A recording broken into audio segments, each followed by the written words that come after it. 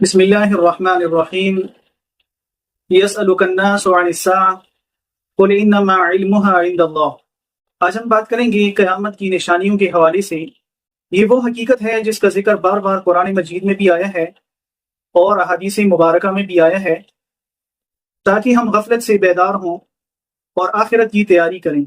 قرآن مجید کے سورہ احزاب کی آیت نمبر 63 کے اندر اللہ جل جلالہ فرماتے ہیں یسألک الناس عن الساعة، اے نبی صلی اللہ علیہ وسلم، لوگ آپ سے قیامت کے بارے میں پوچھتے ہیں۔